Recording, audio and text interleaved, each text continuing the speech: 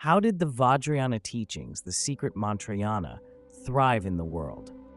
When the Buddha was alive in this world, he taught the glorious Guhyasamaja Tantra to King Indrabhuti in Oddiyana.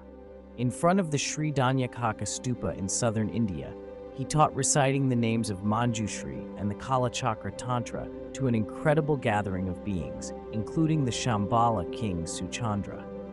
In addition, he gave various Vajrayana teachings of secret mantra to a few fortunate disciples in the realms of gods, nagas, yakshas, gandharvas, and so forth. As he was passing into parinirvana, the Buddha prophesied, "Now, I have extensively expounded the dharma of Sutrayana, the causal vehicle, to many karmically fortunate beings, but I have rarely taught Vajrayana, the resultant vehicle. In the future, the teachings of secret mantra will be widely spread." In terms of who would turn the dharma wheel of Secret Mantrayana, the Bhagavan foretold, 28 years after my passing, at the request of the 5 excellent ones of sublime nobility, the teachings of secret mantra will be widely taught.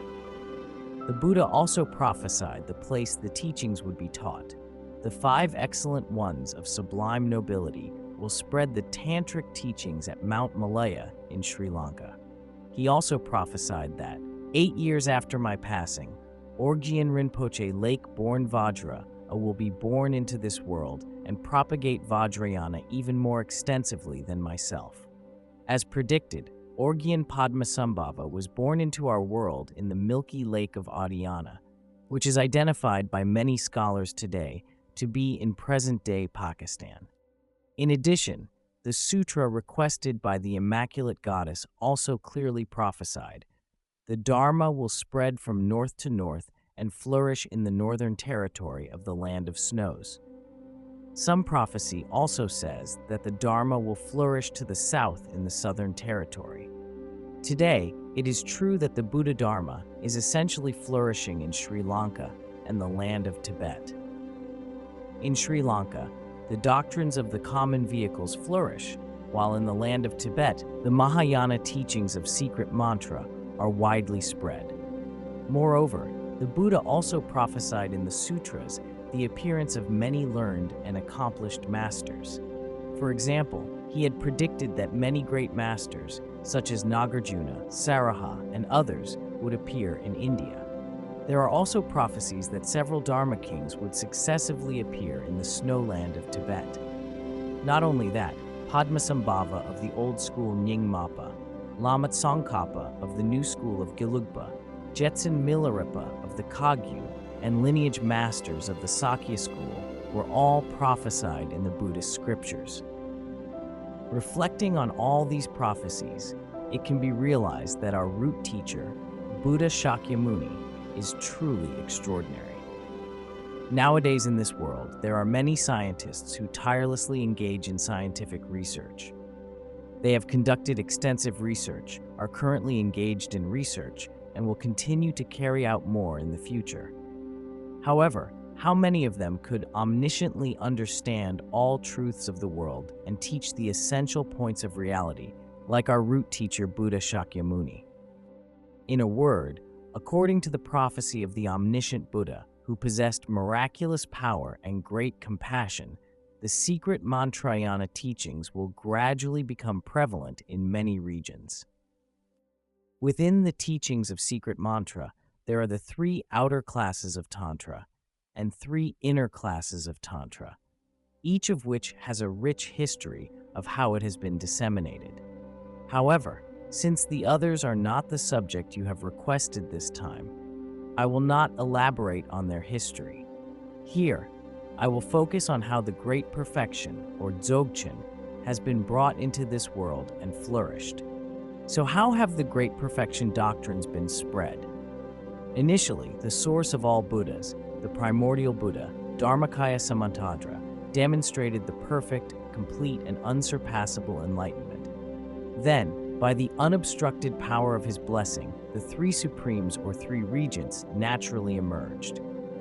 The representative of enlightened body, the Vajrasattva statue that is made of 101 kinds of precious jewels in the size of a human at the time when human lifespan is 100 years. The representative of enlightened speech, the sole heir of the doctrine Tantra, a 4-finger breadths wide, written with gold on aquamarine paper, and the representative of enlightened mind, a crystal Vajra with the length of the forearm of a human being at the time when human lifespan is 100 years.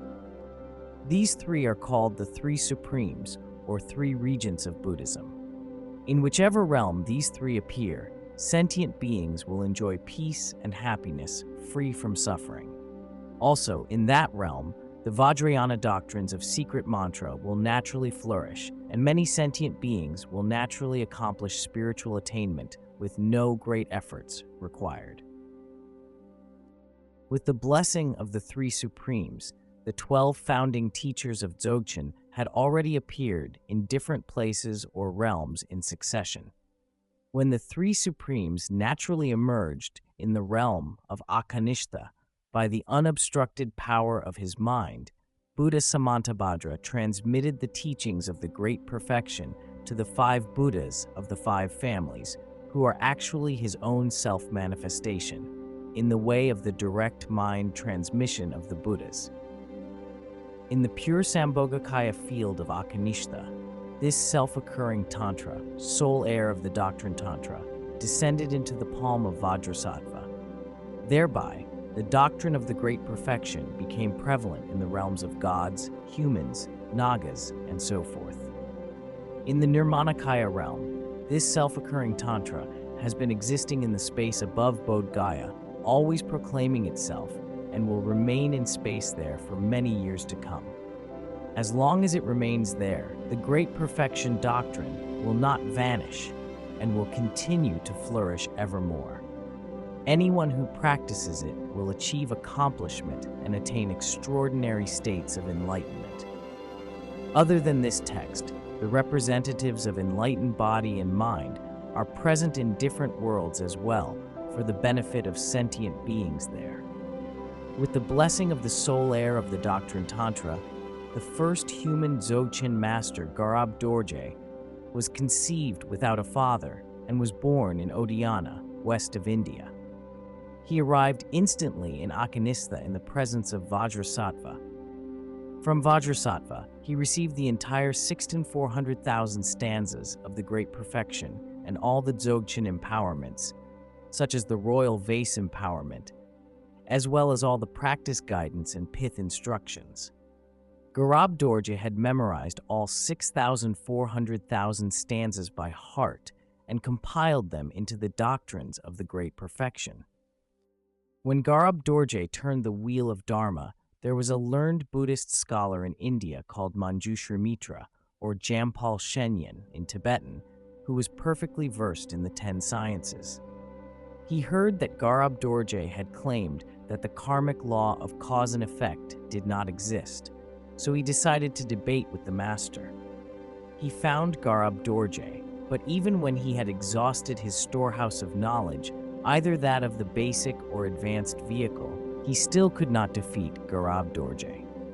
Having lost the debate, he employed his miraculous power in the wish to overcome the master, but failed again.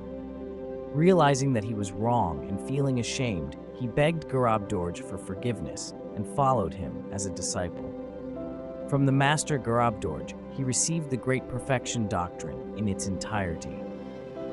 When Garab Dorje's enlightened activities in this world were completed, he entered parinirvana at Dhanatika River. Jampal Shenyan cried out in despair and, expressing deep grief, lamented, "If you enter parinirvana, the lamplight of the Buddha Dharma will dwindle and die out, and all sentient beings will be trapped in unbearable suffering." At that time, Garab Dorje's body had already dissolved into rainbow light.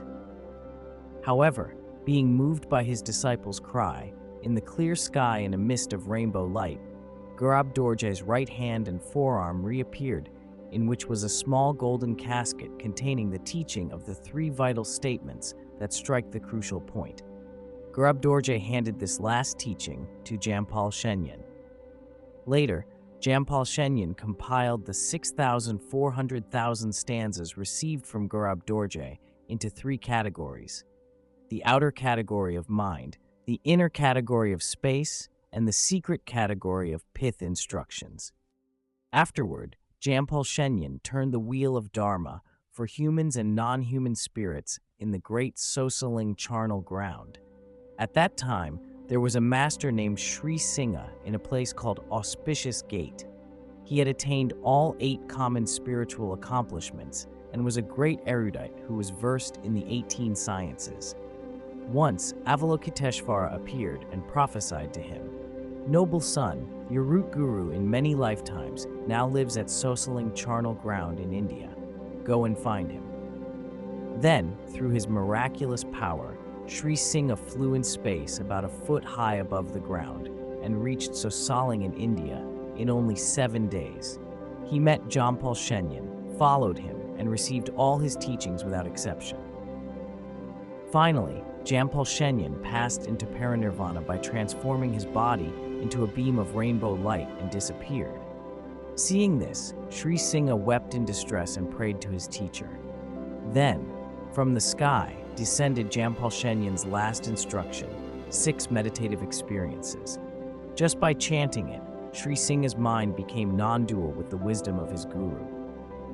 Afterward, Sri Singha returned to his motherland, China, and went to Mount Wutai to enter into meditative absorption in the Siljan or Cool Grove charnel ground. At that time, in eastern India, there were 2 great Panditas, Gnanasutra and Vimalamitra, who had been close Dharma friends, sharing the same ideals and following the same path for 500 lifetimes. One day, when they were entertaining themselves in a garden, Vajrasattva descended from the sky and prophesied to them, "Noble sons, both of you have been Panditas for 500 lifetimes, but still have not yet attained Buddhahood. If you want to reach Buddhahood in this very life, you should go to the Cool Grove charnel ground in China." Impetuous yet courageous, Vimalamitra immediately returned home, put on his Dharma robes, packed his begging bowl, and set out for China. In 9 years, he stayed to receive empowerments, guidance, and pith instructions from Sri Singha.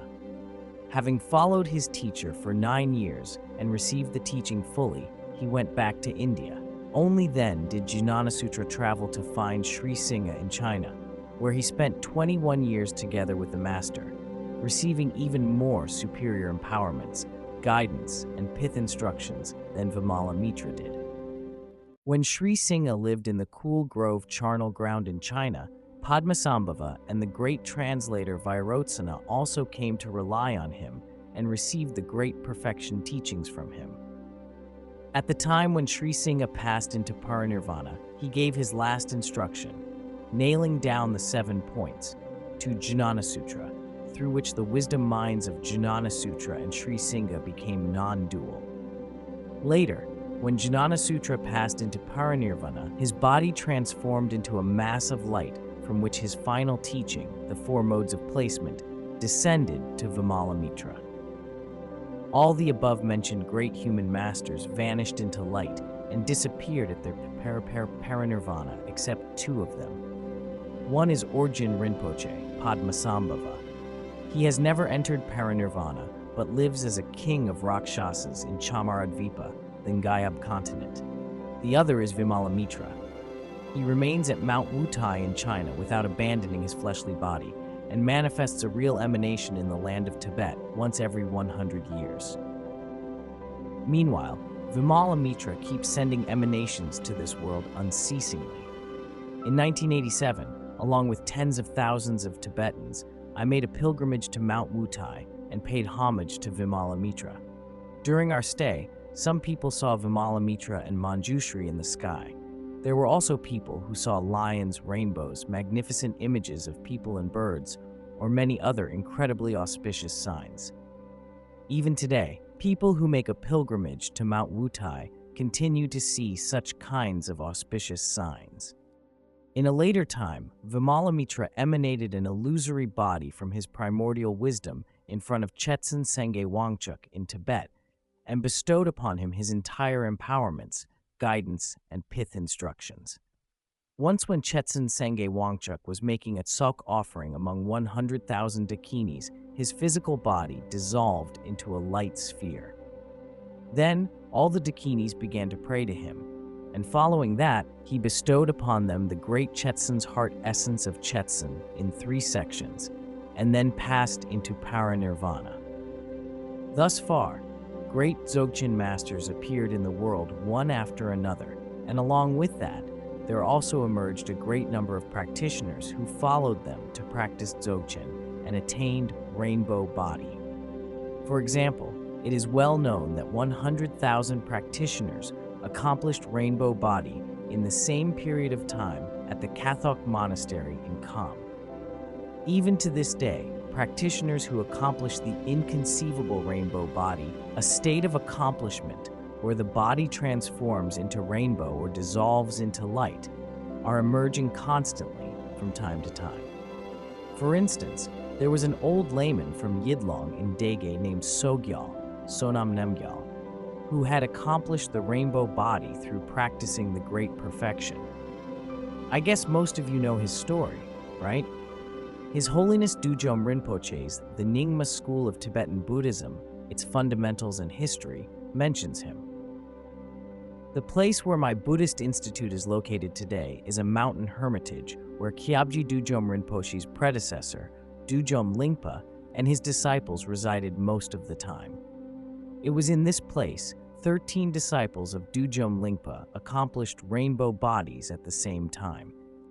In monasteries across the land of Tibet, there have been many practitioners who achieved rainbow body, or who at least at the time of their death shrank their bodies to a small size, and this type of miracle continues to happen to the present day. In our Dzogchen lineage, there were and still are so many disciples who demonstrate auspicious signs of accomplishment upon death, such as body shrinking or dissolving into light. In short, about 60% of Dzogchen practitioners have achieved apparent signs of spiritual attainment through practicing the great perfection. I have touched briefly on the history of the Dzogchen lineage to strengthen your faith in the great perfection. A good criterion to examine whether a doctrine is genuine or not is to check if it leads to spiritual attainment or at least some experience. Up until today, accomplished practitioners keep emerging in the Nyingma school, the lineage of Vidyadharas, and this is the most powerful evidence to show that the great perfection is a genuine and pure practice.